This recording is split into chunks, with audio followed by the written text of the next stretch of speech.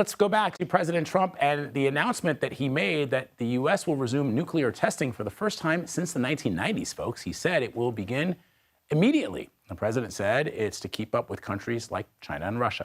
I'm going to bring in retired Navy Vice Admiral Robert Murrett. He's a national security expert and professor of practice at Syracuse University. Admiral, it's been more than 33 years since the last United States nuclear test.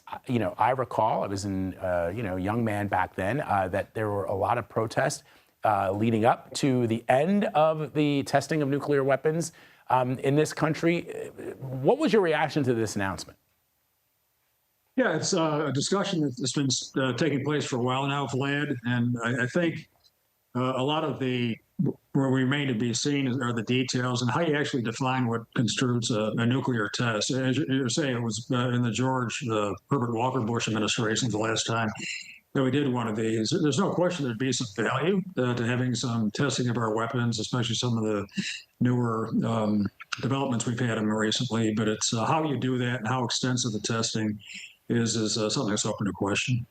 Yeah, the president pointed to the fact that he believes that China could be on equal footing with the United States in the next 5 years. So help us understand, does testing those weapons, to me, and this is somebody who doesn't know anything about nuclear weapons, to me, developing them would be, I guess, the way to stay ahead. I understand that there must be some level of testing done, but does testing in and of itself signal that we are ahead of the Chinese and the Russians?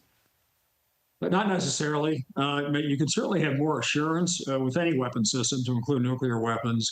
If you actually do a high-order test, such as we last did in 1992, I believe. But there are other ways that you can do to try to evaluate their effectiveness and without having a high-order explosion. The only country that's done that recently, of course, is North Korea. No other of the nuclear-powered nations around the world have done any testing for some time now. Were we to restart it, would certainly kind of raise tensions to some degree, provide more assurance, but we'd have to be very careful in terms of exactly how we did that. So obviously the Soviet Union no longer exists, but could this testing perhaps bring us closer to another Cold War? I wonder, only because the world is very different today in 2025 than it was, let's say, in 1985.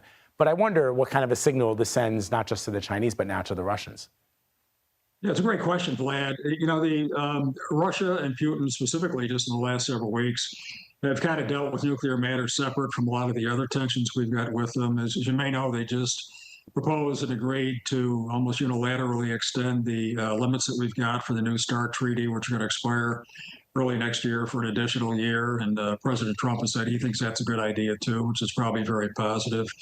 Anytime any country does nuclear testing, it raises tensions. So, again, were we to do that, it would send a strong signal, not just to China and Russia, but also a lot of other countries around the world. But it can be handled carefully. And I think if it was handled carefully, it wouldn't necessarily have to raise tensions. If we decided to do a very high-order nuclear explosion test, that's kind of on one side of the spectrum, that would certainly raise tensions.